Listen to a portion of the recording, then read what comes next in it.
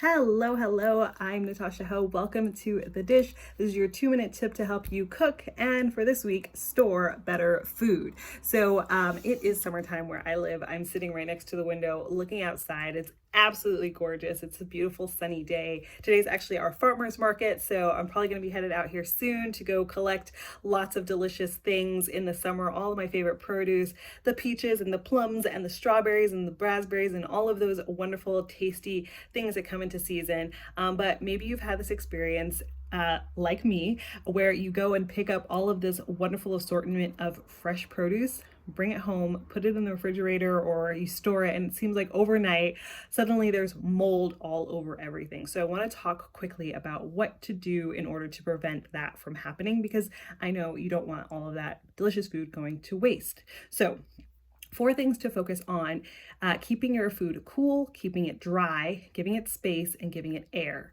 So first, keeping the food cool. Using the refrigerator is really helpful in elongating the life of the food. So food that already is ripened can go directly into the refrigerator. Things like your berries, things that might need to ripen a little bit longer. Think of avocados, peaches, mangoes. Those can sit out on the counter until they're ripe. And then if you haven't eaten them yet, you can stick those in the refrigerator to also elongate the amount of time you have before they need to be eaten. The next thing that's really, really important, probably one of the most important, is keeping those items dry. Moisture is what breeds bacteria. They love moist environments. Mold loves moist environments. So keeping the food completely dry. So when you get it, take a paper towel, dry off the outside. Maybe the grocery store uses those sprinklers, the food might be wet. Keeping everything really, really dry will help prevent bacteria from forming. The next thing is giving it space. So you can move those into a container that will give them more space, or making sure that you don't pile them up maybe in like a fruit basket, giving them more space to prevent bacteria from moving between them, as well as creating moisture from them being on top of each other.